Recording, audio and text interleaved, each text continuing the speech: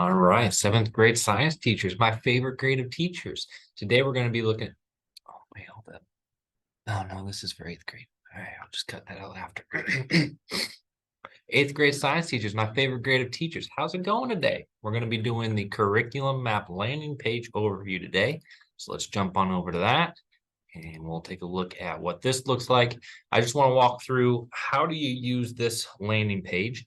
And we are jumping straight from the scope and sequence into the first unit.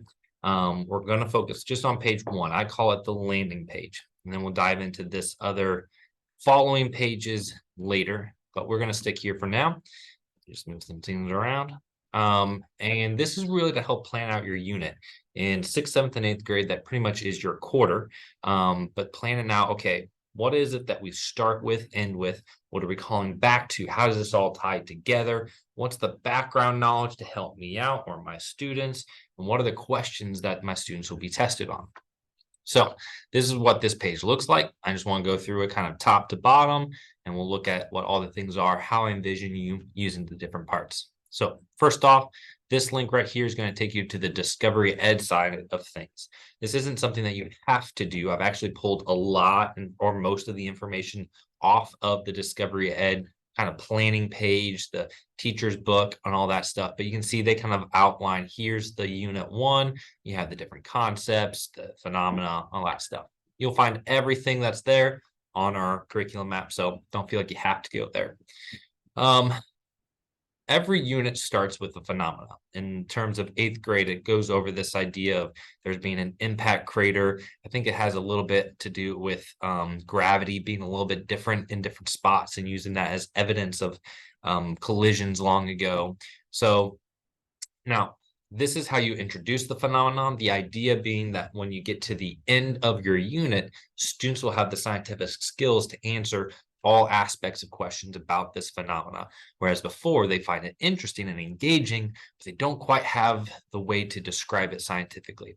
There's actually a couple ways to enter that I'll go in more detail later, but there's a few options for how you can introduce that to the classroom, different time allotments for each of those.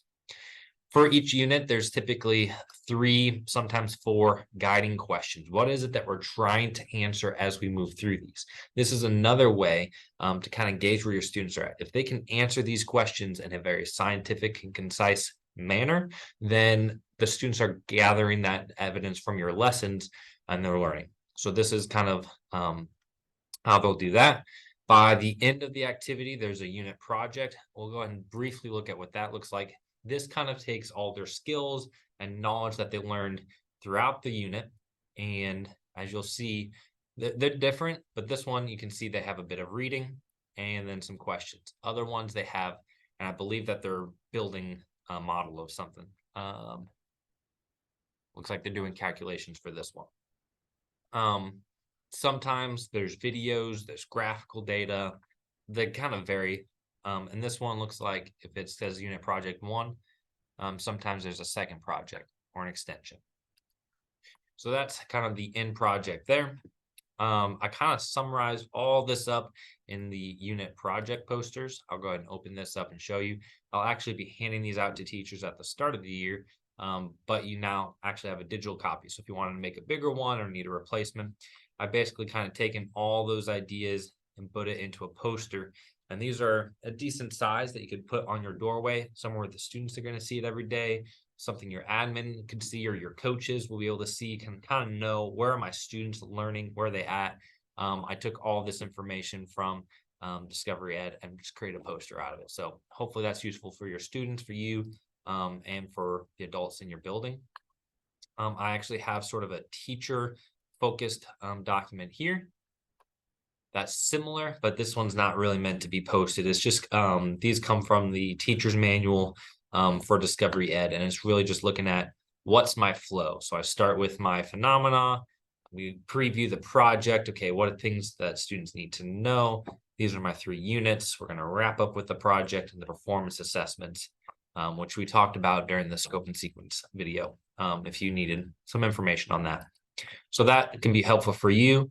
This area right here, I'm thinking about modifying this a little bit. Some feedback I got over summer was some scaffolding help. So what have my students learned prior to this on this unit?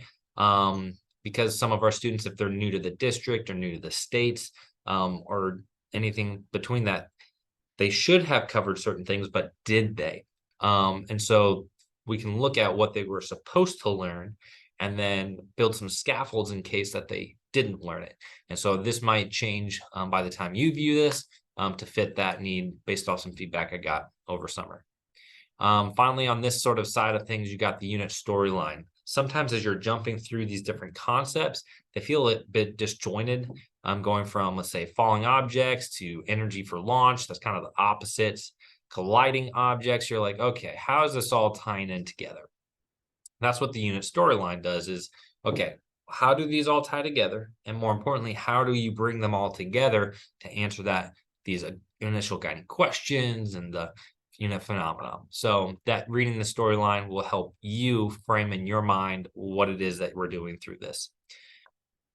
Over on the left side, these are just links to go down quicker. So let's say if you're in concept 1.3, you can just click down to the bookmark. It'll take you down. Just a useful skip ahead tool. Let's say science isn't traditionally your background, or the topics that's being covered in this unit are something you're less familiar with. I do have the teacher background knowledge.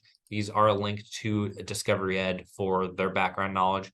Now I might go through and just download, put them in PDF, and so that it's quicker. You can tell that the load time is a bit long. I don't want that to be a barrier, so I may download these. It'll just be a PDF, be quicker for you, but we'll briefly look at what that looks like. There it is. So it gives you a bit of background. This might actually have some interesting information you can share with your students. So even if you're pretty familiar with the topic, I'd encourage real quick read over that. Proficiency scales, those were on the scope and sequence, but those are listed here as well. You have your different assessments for the 3 concept and the Unit 1 performance assessment. We talked about the performance assessment during the scope and sequence, and using these to guide your discussions, the vocabulary, stealing some of them for do nows. And again, these are some of the areas that I will be stealing questions for the quarter or unit test, whatever they're calling it for the district, as we go into this next year. Last thing on the landing page are some district resources. This might be another area that I update and renovate. So by the time you see it, it'll look a bit different, but it's going to be kind of links that go places.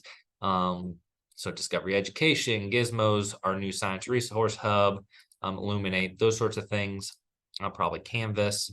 So this will be updated, but more or less it'll look the same. And I will also include down here at the bottom, I'm going to have a link to a survey, Google form for each unit.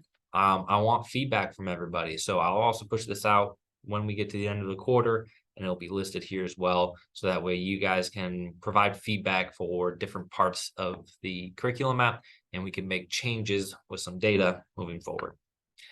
Hopefully that answers everything about the unit landing page. Again, this is to help you kind of plan out, what do I want this to be? How am I going to tie these ideas together so it doesn't feel disjointed, and all that sort of stuff. My next video, we're going to dive deep into actually using this. I'll actually probably have listed using the resource video first.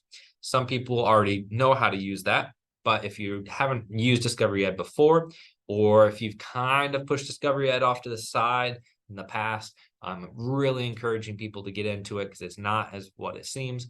And hopefully connecting all this together, we're going to have some great lessons. So that is it for the unit landing page. Thank you so much, you guys. Stop sharing, and I'll catch you guys in the next video.